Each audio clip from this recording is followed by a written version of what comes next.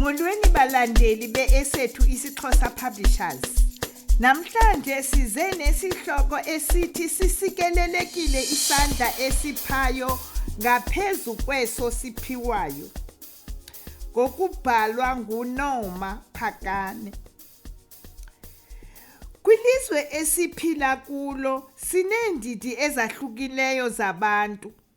Sinabantu abahluphekayo. Sinabantu abanemali eninzi kakhulu. Kubekho ke abo bakwaziyo ukufikelela kwizinto ezininzi abazifunayo ebomini, nangona bengenamali ininzi kakhulu ezibhankini zabo. Eli iqela labantu lelona liphila kamnandi, nangona lisuke lifune izinto zamaxabiso aphezulu. Qale apho ke inkathazo. Aba bantu ngaba banemisebenzi ebafumanisa imivuzo ukuphela kwenyanga. Imivuzo yabo ayigqithi kwimali ethile, ngeba ndithi abarhola imali ininzi kakhulu. Bayakwazi ukuthenga izindlu, imoto, nobunye ubugcwabalalana, kodwa bethenga izinto abaza kuzibhatala ngezavenge. Mhlawumbi singathetha ngootishara, abongikazi, oonontlalontle, njalo njalo. Mhlawumbi singabafaka apha abalinganisi beqonga kunye neemvumi. Abanemali eninzi ngabo basepalamente nabantu abangoosomashishini. Ekunzima ukufumana uthando nobuntu kubo.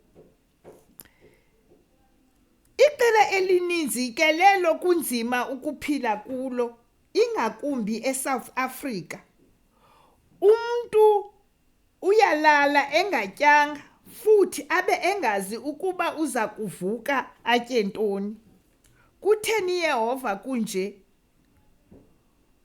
Kwaba bantu uyakufumanisa ukuba xa imeko sele imbi kakhulu, ufumana abantu abagrumba into yokutya kwimigqomo yeenkukuma. Bahlala emigaqweni, bacela into yokutya nakubani na ambonayo egqitha ngendlela. Kuba buhlungu ke kuba abanye baye bahlekise ngabo aba bantu. Endaweni yokubanceda, balibale ukuba sisikelelekile isandla esiphayo ngaphezu kweso siphiwayo. Yehova wam, nanko umfo othile elele emgaqweni. Ngumntu osele emdala nje lo. Luphi usapho lwakhe? Mandisondele ndimbuze. Inkosikazi yam isemaphandleni, kwiphondo leMpuma Koloni. Iphila kukucela nayo, nabantwana ngokunjalo, ngolu hlobo nam ndenza ngalo. Ndithe ndisajonge leyo, amakhwenkwana amabini. Heyi madala, kwacaca yindlela ababulisa ngayo. Omnye uthi fele loo toti ebeyibeke ukuba onemali ajule nokuba yisenti. Bagqithile ke abo, kwafika elinye iqela labafana. Omnye ulitsale ngenwele elixhego. Wathi akugqiba, wakhupha isanitizer, wazihlamba izandla ngayo. Walinika ngolunya, usele, uze ube nobuthongo ebusuku. Iza kwenza nashushu le nto. Uyakukwazi ukulala. Suka omnye wakhaba ezo sentana bezikuloo toti yemali zatsho zathi sa. Akenziwa nje umntu, nditsho lo ngaphakathi. Kaloku mna ndandibukele qelele. Ndithe xa ndithi mandisondele, kuba lalisele lilodwa ngoku, kwathi gqi intombazana iphethe isitya esicikiweyo. Tyhini sinokutya. Futhi akumnandi, kukho nenyama. Hayi ke ngoku zavuza nakum izinkcu. Ndabawela oko kutya. Ihleli phantsi le ntombazana, yancokola nalo tatomkhulu. Tyhini, kwahlaliwa ngaba babini bencokola ngelixa atyayo omnye. Uthe akugqiba waqoqosha izitya zakhe uPhumelela kuba ke ligama lale ntombazana. Ngosuku olulandelayo yenze njalo kwakho intombazana nangolunye usuku, nangolunye.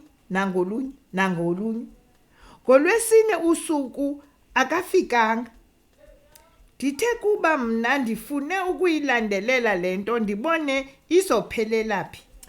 Ngolu Lwesine usuku mna ndithenge ihafu yesonka esibrown nechips nesiselo. Ndayinika inkosi le, yabulela yatya.